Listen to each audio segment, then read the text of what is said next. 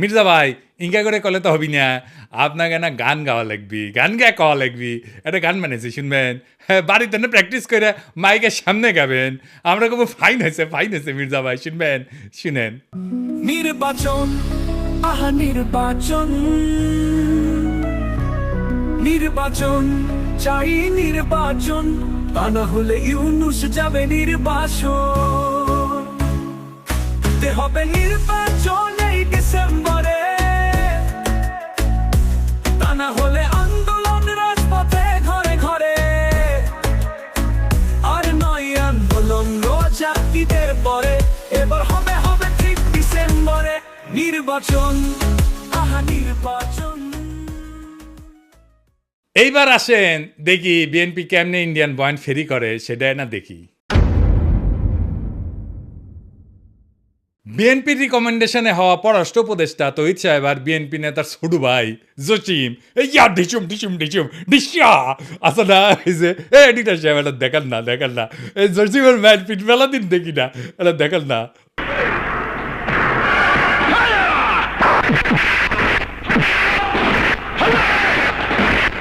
আর দেখি যাও ক্যাঙ্কা হিরোইনছি এই জসিম কইল যে 1971-এর জন্য পাকিস্তানে ক্ষমা চাইতে হবে। তো এটা তো আমি আর ইন্ডিয়ান বয়ান। তো এই পানি পড়া সে কই থেকে আসিছে? ইন্ডিয়া থেকে আসিছে, তাই না? সে একই পানি পড়া মির্জা ফখরুল সাহেব পাইছেন, দেখেন উনি কি বলেন। পাকিস্তান সেনাবাহিনী সেই যে হত্যাযজ্ঞ করেছিল তার জন্য আজ পর্যন্ত কিন্তু ক্ষমা চায় নাই। গণহত্যা করেছিল, লক্ষ লক্ষ মানুষকে হত্যা করেছিল, তার জন্য পাকিস্তান এখন পর্যন্ত কিন্তু বাংলাদেশের কাছে ক্ষমা প্রার্থনা করে নাই। উনি মনে করেন পাকিস্তান ক্ষমা চায় নাই, অথচ আমরা জানি তিনবার রাষ্ট্রীয়ভাবে পাকিস্তান ক্ষমা চেয়েছে। একবার মন্ত্রী পর্যায়ে, একবার প্রধানমন্ত্রী পর্যায়ে, আরেকবার রাষ্ট্রপতি পর্যায়ে। তো উনি তো বাংলাদেশ সরকারের মন্ত্রী ছিলেন, সে সময় ওনার মনে হয় নাই যে ওনার পাকিস্তান তো ক্ষমা চায় নাই। এখন কেন বলেন? কারণ ইন্ডিয়া বুঝেছে আমরা তোমার ক্ষমতা এনে দিচ্ছি, এমনি তো হবে না, খরচাপাতি আছে। আওয়ামী লীগ যে সার্ভিস দিত সেটা দাও। কি সার্ভিস? জাহাপনা। মির্জা ফখরুল কইছে পাকিস্তানকে বাম্বু দিবা, ইন্ডিয়া কইছে, তো উনি বাম্বু দিলেন। আচ্ছা এবার বলেন তো, এই দল পাকিস্তানের সাথে স্বাভাবিক সম্পর্ক করতে পারবে? ইন্ডিয়া যে ফ্যাসিবাদ চালাইলো, কোনোদিন কইছে বিএনপি ইন্ডিয়া ক্ষমা চাইতে? নাকি বলবে জিয়ারে তো খুন করেছে তাই না? এটা কোনোদিন বলিছে? বলে নাই। কিন্তু ইন্ডিয়া আমাদের বন্ধু দেশ বলতে বলতে মুখে ফেনা তুলে ফেলিছে। দেখেন, ভারত আমাদের প্রতিবেশী, সবচেয়ে বড় প্রতিবেশী, আমাদের বন্ধু। আমাদের যুদ্ধের সময় 1971 যুদ্ধের সময় আমাদের সহযোগিতা করেছিল। আমরা ভারতের কাছে সবসময় প্রত্যাশা করি যে ভারত বাংলাদেশের মানুষের পাশে দাঁড়াবে। যাই হোক মির্জা ভাই, আপনি তো বলেন মুক্তিযুদ্ধ করেছেন, এটি সেই সময়ের গল্প শুনবার চাই। মানে কোটি যুদ্ধ করেছেন, কোটি ট্রেনিং নিছেন, কারা কারা আপনার সহযোদ্ধা ছিল, কবে অস্ত্র জমা দিলেন, কি অস্ত্র ব্যবহার করেছেন। মানে হাউস আছে কেন পাকিস্তানের উপরে যেমন বিলা, আপনি তো মনে লয় যে সখানিক পাকিস্তানি আমি জয় বাংলা করেছেন না গল্প করবেন। হাউস আছে আমার কলে চুপি কই মির্জা ভাই, আপনার উপরে না হেভি স্টাডি করেছি। কেন করেছি জানেন? আপনারা বোঝার জন্যে স্টাডি করে পেয়েছি কি জানেন না, খারাপ কিছু কমু না, আপনার লাইফ হিস্ট্রি কিন্তু ইন্টারেস্টিং। আপনি ঢাকা কলেজের ইকোনমিক্সের টিচার হিসেবে ক্যারিয়ার শুরু করেন, শিক্ষকতার ক্যারিয়ার। পরে ঠাকুরগাঁও কলেজে ইকোনমিক্সের অধ্যাপক ছিলেন, খুবই জনপ্রিয় টিচার ছিলেন, ছাত্ররা আপনার ক্লাস করার জন্য উন্মুখ হয়ে থাকতো, মার্শাল্লাহ। আবার অদ্ভুতভাবে আপনি বাংলাদেশ সরকারের পরিদর্শন এবং আয় ব্যয় পরীক্ষণ অধিদপ্তরের একজন অডিটর হিসেবে কাজ করেছেন। এই প্রফেসর হওয়ার পরে শিক্ষা বিভাগে আবার ডিজি আসিলেন। এমন সেলিব্রেটেড শিক্ষকের জীবন চাইরা অডিটর কেন হইলেন? এটা মিলাইতে পারি নাই। তাই আপনার জীবনের গল্প আপনার কাছ থেকে শোনার ইচ্ছা থাকলো, আমার ক্ষুদ্র ভ্রাতার ভগিনীরা আপনাদের কয়ে রাখি, কারো সম্পর্কে জানতে হইলে এভাবে ডিক করবেন, খুঁড়বেন, তারপরে তাই আপনি ভালো তার ডিল করতে পারবেন। যাই হোক, এবার আরেক বিএনপির সিনিয়র নেতারে নিয়ে আলাপ করি। হ্যাঁ, আমির খসরু মাহমুদ। যে সরকার জনগণের ভোটে নির্বাচিত হবে তারা জনগণের কাছে দায়বদ্ধ থাকবে, জবাবদিহি থাকবে। সেটা যেই সরকারই হোক, কোনো মহামানবকে বাংলাদেশের দায়িত্ব দেওয়ার জন্য বাংলাদেশের মানুষ নির্বাচনে, এই বাংলাদেশের মানুষ আন্দোলন সংগ্রাম করে নাই, ত্যাগ স্বীকার করে নাই। আর কোনো মহামানব কোনো দেশের গণতন্ত্রের সমাধান দেবে, তার জন্য বাংলাদেশের জনগণকে অপেক্ষা করতে হবে, এটা বিশ্বাস করার কোনো কারণ নেই। তা আমির খসরু ভাই উনি কইছে নির্বাচিত সরকার জবাবদিহি করবে জনগণের কাছে। কোনো মহামানবকে ক্ষমতায় বসানোর জন্য বাংলাদেশের মানুষ আন্দোলন সংগ্রাম করে নাই, ত্যাগ স্বীকার করে নাই। উনি ত্যাগ স্বীকার করেছেন, ওটা ত্যাগ স্বীকারটা এটা দেখে আসেন। হ্যাঁ, আমির খসরু ভাই আপনি তো ডিসেন্ট মানুষ, আশা করি আপনি ক্ষমতায় গেলে তো বটেই, ক্ষমতায় যাওয়ার আগেও জবাবদিহিতা করবেন, তাই না? আচ্ছা আমির খসরু ভাই, এই যে হোটেল সেরিনা আপনার ছিল তো না? এখন আপনি কইবেন যে আমি মালিকানা ছেড়ে দিছি, কথা সত্য মানলাম, আপনি মালিকানা ছেড়ে দিচ্ছেন। কয়টা জিনিস বলেন তো, যে জমিটা যার উপরে দাঁড়িয়ে আছে হোটেল সেরিনা, এটা তো চট্টগ্রাম স্টক এক্সচেঞ্জের জমি, তাই না? ওই সময় আপনি চট্টগ্রাম স্টক এক্সচেঞ্জের চেয়ারম্যান ছিলেন, তাই না?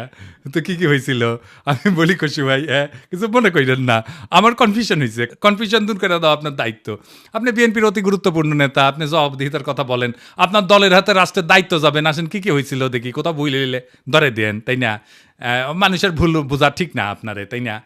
1995 থেকে 2001 সাল আপনি তখন, এটা আওয়ামী লীগের আমল, আপনি তখন চট্টগ্রাম স্টক এক্সচেঞ্জের চেয়ারম্যান ছিলেন। এই সময় রাজুক থেকে ঢাকার Banani road number 17 plot number 27 Chittagong stock এক্সচেঞ্জের টাওয়ার নির্মাণের জন্য কেনা হয়, মাশাআল্লাহ। কিন্তু সমস্যাটা হইতেছে ভবিষ্যতে এই জমি আপনার ব্যক্তিগত মালিকানায় পরিণত হবে। কেমনে হবে এটা বিশাল স্টাডির ব্যাপার, মেলা সময় লাগিছে কলে, এমন কঠিনভাবে এটা খাইছেন আপনি, মাশাআল্লাহ, জটিলভাবে খাইছেন কলে আপনি। এটা আপনার আমার স্যালুট জানানো লাগে। যদি এরকম জমি জমার লোভ টোপ থাকলে হইনি না আমি গেল আপনার ছাত্র হইলাম নি। কি চমৎকার ভাবে যে আপনি খাইছেন এটা। তো জমিটা পাইছেন, রেজিস্ট্রেশন হয়নি এখনো রাজুক থেকে। তো 25শে সেপ্টেম্বর 1999 সালে 74তম বোর্ড মিটিংয়ে চট্টগ্রাম স্টক এক্সচেঞ্জে সিদ্ধান্ত হয় যে প্লটটা ডেভেলপারকে দেবেন। ডেভেলপারটা ঠিক করে ফেলেন, আপনার নাম হচ্ছে গোলাম সারোয়ার। মুশকিলটা হইতেছে উনি আপনার ভগ্নিপতি। তখন প্লটের রেজিস্ট্রেশনই হয় না। রেজিস্ট্রেশন হওয়ার আগে আইনত আপনি ডেভেলপার নিয়োগ দিতেই পারেন না। আপনি ডেভেলপারকে নিয়োগ দেন ওই মিটিংয়েই, এটা একটা প্রক্রিয়ার লঙ্ঘন, কারণ এটা তো আপনার ব্যক্তিগত প্রতিষ্ঠান না। 19শে জানুয়ারি 2000 সালে রাজুকের সাথে রেজিস্ট্রেশন হয় আপনার চট্টগ্রাম স্টক এক্সচেঞ্জের। আপনার চেয়ারম্যান থেকে নিজের ভগ্নিপতিকে ডেভেলপারের দায়িত্ব দিতে পারেন? হ্যাঁ, আপনি মুরব্বী মানুষ, জিজ্ঞেস করলাম আর কি।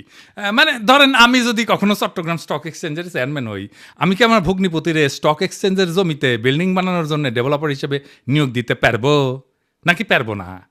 এরা কয়া দিলেন আর কি, এনে শুনলাম মুরব্বী মানুষ না। আচ্ছা, এইবার 15 নভেম্বর 1999 75তম বোর্ড মিটিং, মানে একটা পরেই আর কি, এখানে সিদ্ধান্ত হয় যে গোলাম সারোয়ারের সঙ্গে চুক্তি হবে যে চট্টগ্রাম স্টক এক্সচেঞ্জকে উনি বেসমেন্ট এবং 5টা ফ্লোর দেবেন, মানে 6টা আর কি। ভালো কথা, এই 5টা ফ্লোরের কথা মনে রাখেন, বেসমেন্ট সারা 5টা। হ্যাঁ, এরপর 13 ফেব্রুয়ারি 2000 সালে চট্টগ্রাম স্টক এক্সচেঞ্জের বোর্ডকে পাশ কাটায় স্টক এক্সচেঞ্জের সিইও ওয়ালিউল মারুফ মার্টিন এবং গোলাম সারোয়ার আপনার ভগ্নিপতি, এই দুইজনের মধ্যে একটা আনরেজিস্টার্ড চুক্তি হয়, যে চুক্তি কখনো রেজিস্ট্রেশন হয়নি। আপনি আগে বোর্ডের মিটিংয়ে ডিসিশন নিয়েছিলেন 5টা দিবেন ফ্লোর, এইখানে আপনি লিখলেন 4টা ফ্লোর দিবেন। হ্যাঁ, এটা কমে গেল আর কি। এইটা অবৈধ চুক্তি এবং জালিয়াতিপূর্ণ চুক্তি। এইখানে পেনাল কোড 467, 468 এবং 471 ধারা লঙ্ঘন হয়েছে। হ্যাঁ, আইনের ভাষায় কইলাম আর কি। তো 74 এবং 75তম বোর্ড মিটিংয়ে গোলাম সারোয়ারকে ব্যক্তিগতভাবে ডেভেলপার হিসেবে নিয়োগের আলোচনা হয়, কিন্তু সিইও যে সিগনেচারটা করলো না যে 4টা মিটিংয়ে, ওইখানে হোটেল সারেনার মালিক হিসাবে তার সাথে এগ্রিমেন্টটা হইল। সারেনাকে তখন হয়নি যখন আপনি বোর্ড মিটিং করেছেন, বুঝছা? তো এই সিইও ওয়ালিউল মারুফ মার্টিন সে বোর্ড মিটিং উপেক্ষা করে সারিনার সাথে একটা চুক্তি করলো। সে কি পারে? হ্যাঁ, পারে না, তাই না? যাই হোক, স্টক এক্সচেঞ্জের তরফ থেকে আনুষ্ঠানিক বা বৈধভাবে সারিনাকে কোনো দায়িত্ব দেওয়া হয়নি, তাই না? হ্যাঁ, বোর্ডকে পাশ কাটায় যে আপনি সারিনাকে দায়িত্ব দিলেন, এটা আপনি পারেন না। এরপর 23শে মে 2000 সালে গোলাম সারোয়ার মানে আপনার ভগ্নিপতিরে একটা পাওয়ার অফ অ্যাটর্নি দেওয়া হয়, যাতে জমি বন্ধক দেওয়া, আর্থিক ক্ষমতা দেওয়া হয়, কিন্তু ওইটাতে আবার কোনো ফ্লোর বন্টনের উল্লেখ নাই। এই চুক্তিতে বোর্ড অনুমোদনেরও উল্লেখ নাই। 10ই জুলাই 2000 সালে আপনি এবং বাবি আপনার স্ত্রী সারিনার 50% শেয়ারের মালিক হয়ে যান, কিনে নেন আর কি। কি টাকা দিচ্ছেন কে জানে। হ্যাঁ, ভগ্নিপতিকে রাস্তা তৈরি করে দিচ্ছেন, এখন নিলেন শেয়ার। 2010 পর্যন্ত হোটেলের মালিকানা ছিল আপনার। এইভাবে প্রাতিষ্ঠানিক সম্পদকে পারিবারিক ব্যবসায় রূপান্তর করে ফেললেন।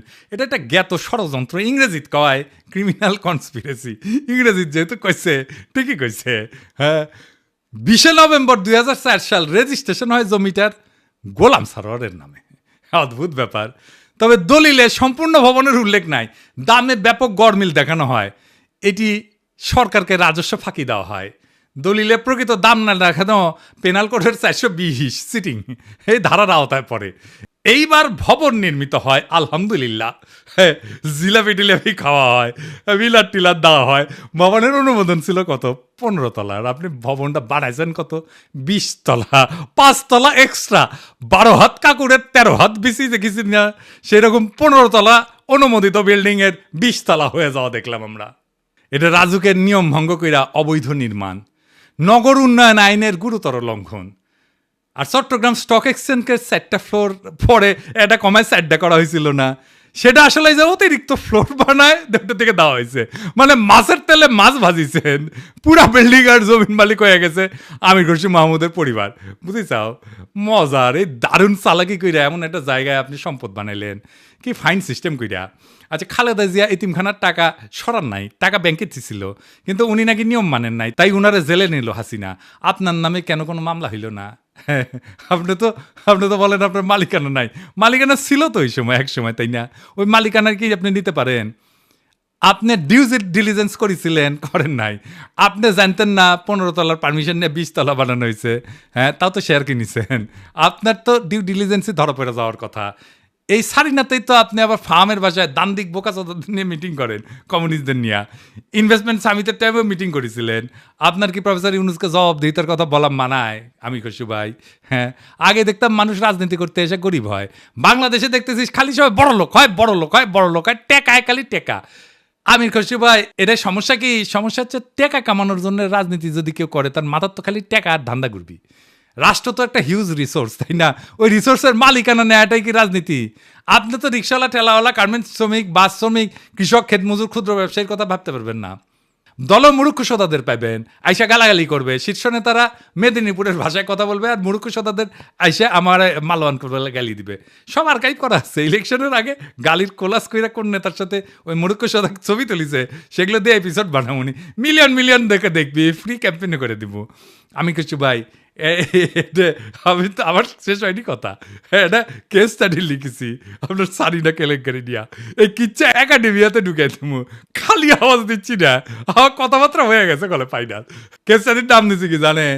The hotel Sarina controversy, conflict of interest and abuse of power in Bangladesh. এটা মেলা জায়গায় পড়ানো হবি, এটা কর্পোরেট গভর্নেন্সে পড়ানো হবি, কনফ্লিক্ট অফ ইন্টারেস্টে পড়ানো হবি, ম্যানেজমেন্টে পড়ানো হবি, পলিটিক্যাল সায়েন্সে পড়ানো হবি। কোনটি না, কতগুলো জায়গায়। আরো দিন সাথে যাবি ফাইনাল করার জন্যে, আপনি বিখ্যাত হয়ে যাবেন। কইছিলাম না আমাকে লেরো না। হ্যাঁ, কাকে লেরতে কাকে লেরে ফেলেছেন এবার মির্জা আব্বাস ভাই। মির্জা আব্বাসে ভাবিছিলাম কিছু কমু না, এরে ওরে দিয়া মেসেজ পাঠায়, আমি যেন আর কিছু না কই, আমি যেন তারা না ধরি। আবার নিজে তার দলের কর্মীদের লালায় দেয়, কয় নাকি সোজা হয়ে যাব। শুনেন। আপনার ফেসবুক চালান নাকি? চালান? জবাব দেন না কেন? জবাব নাকি ফেসবুকের মধ্যে উল্টাপাল্টা কথা রাখে, জবাব দিয়ে দিয়ে এগুলা সোজা হয়ে যাবে। মিথ্যা কথা বলবেন, অপপ্রচার করবেন, অপকথা বলবেন, কথা বলবেন, কুকথা বলবেন, একটা মানসিক চরিত্র হরণ করবেন, এগুলো কি ভাই? আমরা রাজনীতি ছেড়ে দেবো, আপনারা একটু দেশে আসেন। আপনাদের অনেক জ্ঞান, আপনাদের অনেক বুদ্ধি, আপনাদের জ্ঞান বুদ্ধি আমাদের অনেক প্রয়োজন। আপনারা দয়া করে দেশে আসেন, বুদ্ধি দেন, কথা বলেন, কাজ করেন, মেনে নেব। আমরা রাজনীতি করবো না, আপনারা আসেন না। দেশে আসেন, দেশে আসেন, এই কথাটা আপনার দলের ভারপ্রাপ্ত চেয়ারপারসনরা কইতে পারেন না? আমি কি দেশে গেলে আমরা প্রাইম মিনিস্টার বানাবেন? ভারপ্রাপ্ত চেয়ারম্যানরা তো প্রাইম মিনিস্টার বানাবেন, আমারও তো বানাবেন না।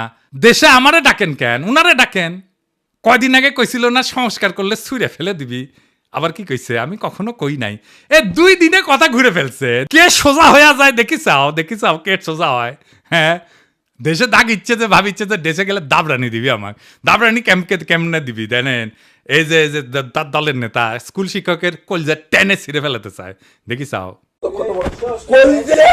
টানি ছিঁড়ি ফেলবো, একবার টানি ছিঁড়ি ফেলবো তোমার। সেনো তুমি, সেনো চলো, তোমার খারাপ খুব আমাদের একবারে নিশ্চিন্ন করে দিব তোমার। কি কথা বলো তুমি? সেনো বাহাদুরি ছিল। তোমার নামে আমি মামলা দেবো। চলো। কবিলক্ষণ দাও কি অবিলক্ষণ দেয়? কি বলবো ওনাকে হবে কি বলবে? ও দাও, আমি ও থানা দেয়া, আমি ওখানে ইসরায়েল লিখবো, লিখি ওকে অ্যারেস্ট করে দিয়ে তারপরে আমি আসবো। কুড়িগ্রামে কি কয় ক্ষমতা না আসতে আসতেই এই শুরু করেছেন, ক্ষমতা গেলে কি করবেন এটা পাবলিক জানে। আপনাদের তো উন্নতি হইতেছে না, ক্রমাগত অবনতি হইতেছে। দুঃশাসন শুরু করলে আবার লড়াই শুরু করব। দেশের মানুষকে তো আর অরক্ষিত রাখা যায় না। মির্জা আব্বাস ভাই, আমি সোজাই আছি, কিন্তু আপনারা একেবারে ফ্ল্যাট করে দিব, একেবারে হুতায় দিব, উঠবার পারবেন না এই বুড়া বয়সে। আপনি কল্পনা করতে পারতেছেন না আপনারা আমি কোন দিক দিয়ে ধরবো। মিশা কথা আমি কইছি, কোন কথাটা মিশা কইছি কইবেন? হ্যাঁ, কোন সেক্টরে মুক্তিযুদ্ধ করেছেন, কার সাথে যুদ্ধ করেছেন? আমি নানাভাবে ক্রস চেক করিয়া কইছি আপনি বালের মুক্তিযুদ্ধ করেছেন, মুক্তিযুদ্ধের নামে মিথ্যাচার করেছেন। দিন বদলাইছে মির্জা আব্বাস ভাই, শেরের উপরে শোয়াশের আছে। শোনেন মির্জা আব্বাস ভাই, মানুষের তিনটা জিনিস ডরায়, এই ডর দেখায় মানুষের শাসন করছেন এতদিন। জানের ভয়, সম্মান হারানোর ভয়, আর সম্পদ হারানোর ভয়। আমার জানের ভয় নাই, সম্মান হারানোর ভয় না, আমার সম্মানই নাই। হ্যাঁ, আপনি কি নিবেন? আর সম্পদ এটাই, এই যে এটা কেড়ে নিতে পারবে না কেউ। আপনার লেসপেন্সারদের পিছে লেগে দিতে পারেন, বালটাও শিখতে পারবেন না। বাংলাদেশের পলিটিশিয়ানরা দুধে দেওয়া তুলসী পাতা না, সব বিগ শটের আমল নামা বাইর করবো টাই না। এইভাবে এই দুর্নীতি আর দুর্বৃত্তায়নের খাজে খাজে বাংলাদেশের রাজনীতি আজকাল এক অলিক নাট্যশালায় পরিণত হয়েছে, যেখানে দাবি দেওয়া আর আচরণ দুইটা ভিন্ন গ্রহে বাস করে। এখানে কেউ মুক্তিযোদ্ধা হয়েও যুদ্ধের ইতিহাস বিকৃত করে, আবার জনগণের শাসনের বুলি আওড়ায় চতুরতায় জনগণের সম্পদকে ব্যক্তিগত সম্পত্তিতে রূপ দেয়। আজ যারা ক্ষমতার বাইরে তারা জবাবদিহিতার গান গায়, কাল যখন তারা ক্ষমতায় তখন জবাবদিহিতার ঊর্ধ্বে ওঠায় হয় তাদের অভিষ্ট। রাজনীতি আজ জনগণের না, নিজের ভাগ্য বদলানোর জাদুর কাঠি। আজ যে দল ইন্ডিয়া বিরোধী স্লোগানে জ্বলে ওঠে, তার বয়ানি আবার ভারতীয় লাইন টু লাইন কপি হয়ে ফিরে আসে ঢাকার রাজপথে। যারা বলেন আমরা নির্বাচিত সরকার চাই, তারাই আবার নির্বাচন আগে নয় পরে টাইপের গানের লিরিক গায়। কেন? হ্যাঁ, কারণ এবার মিউজিক ইন্ডিয়া বানাইছে। আর আপনি যদি জনগণের পক্ষ নিয়ে কথা বলেন, আপনাকে বলা হবে তুই কিসের দেশপ্রেমিক। অথচ প্রশ্ন করার সময় এখনই। জানতে চাই, আপনি যদি জবাব দিতে চান, নিজে কবে জনগণের সামনে দাঁড়ায় জবাব দিছেন? একবার বলেন, একবার দিছেন জবাব? জনগণের সামনে দাঁড়ায় জিন্দেগিতে দেন নাই, এখন জবাব দিতে চাইতেছেন আপনি প্রফেসর ইউনূসের কাছে। বাহ, মজা আরই মজা। আপনি যদি বলেন দুর্নীতি হবে না, আপনি নিজের জীবনে কোন অধ্যায় প্রমাণ করছেন? দেশের মানুষ সব বুঝে, বোকা না। এখন কেউ চোখ বন্ধ করে ভোট দেয় না। তারা জানে ঢাকা শহরের প্রত্যেকটা বিল্ডিং এর ছায়ায় লুকায় থাকে এক একটা রাজনৈতিক ষড়যন্ত্র, একটা দুর্নীতির ইতিহাস। এখন সময় আসছে গলা ছেড়ে বলার, এই দেশ কারো বাপের না, পারিবারিক ব্যবসা না। এদেশের জমি, গ্যাস, শিক্ষা, ভোট সবই জনগণের সম্পদ। আর এই সম্পদের হিসাব চাই, জবাব চাই, বাম ডান না, ন্যায় অন্যায়ের মাপকাঠিতে। কারণ আজ আপনারা রাষ্ট্র ক্ষমতা নেওয়ার কথা বলতেছেন, নির্বাচনের কথা বলতেছেন, আপনার বগলে পুরানা লুটের খতিয়ান। এই বাংলাদেশকে আমরা বদলাবো, বাংলাদেশকে আমরা আমাদের স্বপ্ন দিয়ে সাজাবো, আমাদের বর্ষা বিপ্লবের স্মৃতি দিয়ে ভরাবো। এই দেশ আপনাদের মতো নেতাদের না, এই দেশ প্রত্যেক জনতার, প্রত্যেক নাগরিকের। এই দেশের মালিক আমরাই আমজনতা। আমরা যাচাইব, জনতা যাচাইবে, দেশ সেভাবে চলবে। রাজনৈতিক দলের ইচ্ছার কাছে আমাদের ভাগ্যকে আমরা আর বন্ধক দেব না। ইনকিলাব জিন্দাবাদ।